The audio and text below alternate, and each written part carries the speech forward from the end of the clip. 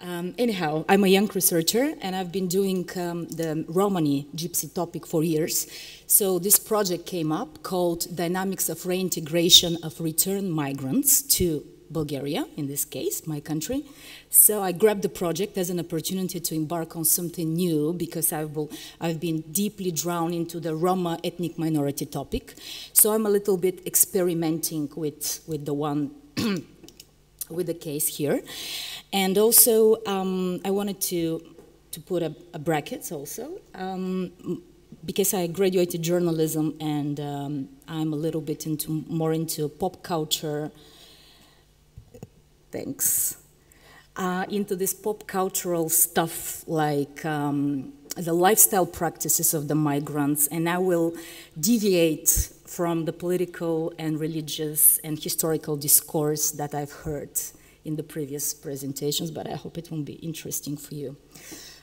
So briefly to start, I'm interested in returned migrants, the ones that actually came back to the country of origin after spending some time abroad. They are approximately 4% of the economically active population of my country. Just a brief reference. According to CIA, very important international authority, the population that is migrating from my country is bigger than the one that is returning to my country. So approximately 3 people in 1,000 population immigrate each year. Like, this is the last data from 2014. So you can briefly have in mind that basically more people immigrate abroad, outward, than coming back inward. But anyhow, there are people who come back. I was interested in those target objects that are usually not taken into account into the ethnic and migration studies in my country. Because most of the people who migrate, they are seasonal workers who go for a short while to pick up oranges in Greece or Italy or Spain. A bigger part of them are Turks and Roma people, so that puts an additional ethnic element in the research. So I decided to deviate from that and put an accent on expert migrants, or people who went to study abroad, stay there, had highly qualified job, and at one point came back to the host country and have high or higher positions. So those I called migrating professionals or expert migrants. The other type of people that I was interested in during my research are the so-called experienced migrants. Those are people who travel abroad for life experience, for learning languages, for just experience traveling. They are not obliged to return at one point. They don't have scholarship. They don't earn money. They're just traveling for intercultural experiences. Just because the discourse is related very much to political will and to force re-migration, I want to point out that both target groups, the expert migrants and the experienced migrants, have gone voluntarily abroad and had come back also voluntarily to the country of origin. I mean, there is no like force or political will or involvement of any legal framework that would possibly protect them in, I'm not speaking about that in my speech. So the hypotheses are twofold. They are a little bit more naive, but that's good because after that, with the research findings, I'm actually trying to avoid or deviate from them. The experienced migrants are those who developed a higher social status when coming back to the country of origin. But also that higher social status is interesting because they developed specific ideas of career, leisure time, housing preferences, and generally speaking, lifestyle practices. The way I view the two pools of target objects, the research and the experienced migrants, are seen through the perspective of 6 domains. The first one is the spatial domain, here and there. When people I spoke to, those were in-depth interviews, they always point out the controversy between here, or the country of origin, and there, which is the experience outward. It's always, in all interviews, we speak about here and there, and always in confrontation, always. The other domain is the domain career versus leisure time. This was interesting for me because a lot of people I spoke to recently have been in Bangladesh. When they want to make the difference, to learn a little bit more about you, they ask you about your family status. Well, the people, when you give them the floor and ask them to talk, they usually speak about their work, especially the people that I interviewed. Probably those are the people in my country. They always point out their career, what they work, and the confrontation to career is the leisure time. So I learned much more about that confrontation than I learned about their family status or how the family status changed their preferences of living here or there. But just to mention that according to two of the interviewees who were actually running a career forum of returned migrants to Bulgaria, they said that in 50% of the cases, men who return to Bulgaria do that for a female partner. Not for like half of the people that come back actually come back for because of the intimate partner, which is a good family reason. And the third controversy that I use as a prism to look at the return migration is this is a popular transnational theory, provisional versus the constant. People I'm talking about are very mobile, they're very liquid in their behavior, they have identities that are inspired in different situations and according to their particular interest. So we cannot say that people came back forever. What they do is a provisional comeback, return to the country. They're attuned or settled in their mobility, they come back, and then they go again. They go either to one and the same country, for example, if they're ambassadors and they have a mandate somewhere, Indonesia, they come back, but it came out that only they know Bahasa, so they come back again in 2 years. Or they return to the country of origin and again go to another country, which is a movement to multiple countries, like some young professionals who explore Malaysia Airlines, then AirAsia, then something in Munich, and things like that. Reasons for return, they are different, but the most interesting for me was the reason that they find Bulgaria, which is a perspective that it's a little bit foreign to me because I've never left the country for so long, but they found the country as great because of the nature, shorter distances, and the human infrastructure, which is something that really amazed me. The other reasons for return that are interesting, the paid vacation in my country are longer, working time is more flexible, and employees have more leisure time. Another reason for return is the involvement in family business. That means, this is just one interviewee that opened the topic of coming back for his father's business, but I opened a whole new sheet for this pool of people that could eventually fill in the sheet, because I'm still continuing doing the interviews.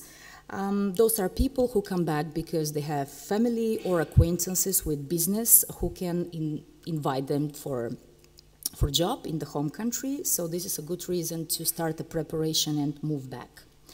The friends, which I mentioned, they're in the same pool with the family, so to say, because this network of acquaintances is very, very frequently mentioned by the interviewees. They said that back home they have the safety net, which means that even the walls help them in any enterprise they start. They come back home and they have place to live, they could start a job right away, and this is a very good feeling of security, at least from the beginning.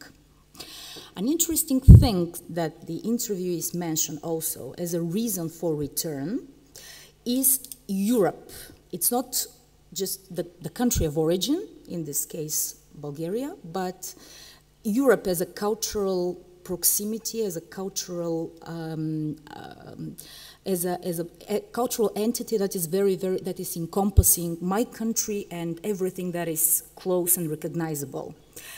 And here, because I have a lot of quotations that are interesting and speak of themselves, This is what a lady coming from Canada said.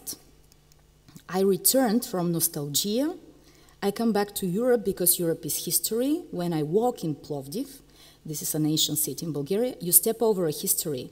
In contrast to this, the city Edmonton at the state of Alberta celebrated its 100th anniversary recently. Can you imagine that my grandmother was 12 years old when somebody in Canada has just cut a redwood and said, I will establish a city here. You know, like Europe is seen as a history and cultural proximity, and coming back to Europe is seen more like a place where you can easily go back home with a low-fare plane or just a train. Another reason for return, according to my respondents, is the home country as a place for a better career. This is very interesting for me because the common sense speaks otherwise. But the people that are expert migrants graduated abroad. By abroad, I mean like Western Europe and North America.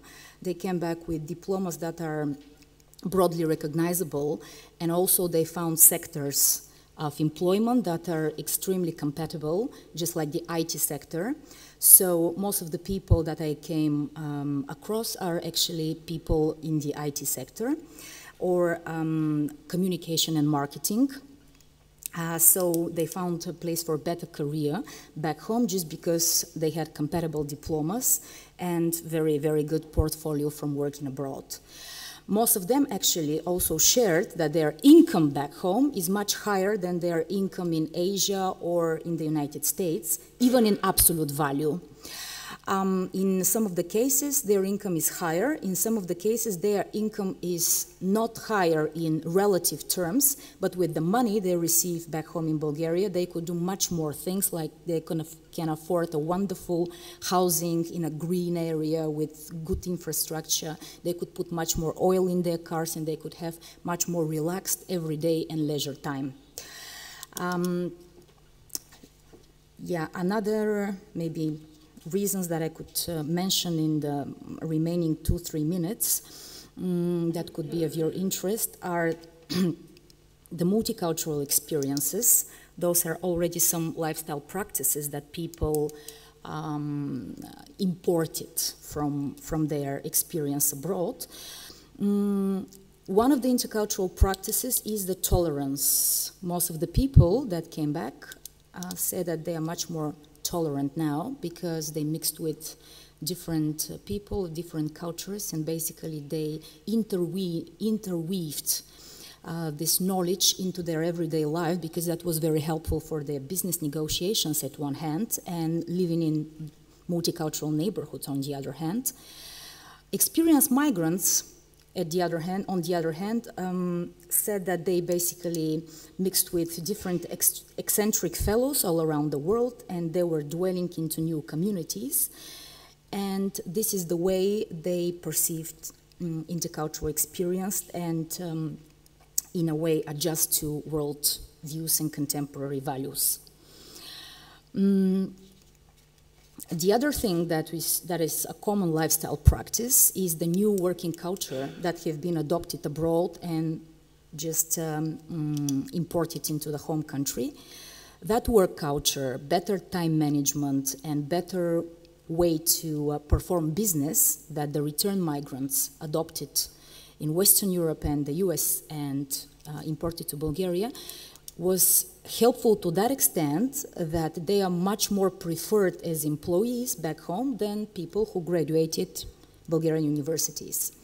This is the syndrome that one of the interviewees called Big in Japan, meaning that coming back home, you're like the first from the first, and most of the people basically in the times of crisis have succeeded to find jobs for no more than 2 weeks from the time they return home. Within 2 weeks, they had already 2 or 3 proposals in marketing and software companies, in comparison to other Bulgarians who may be waiting for 8 months to a year to find a new job. The other and the last lifestyle practice that is interesting and I found common among the return migrants is their attitude towards the information pollution. Most of them are very selective towards the pieces of information from media. They choose the media they will be watching or listening to or reading very, very carefully because they are kind of preserving their nerves. And also, of course, the attitude to nature, much more traveling and being outside the big cities.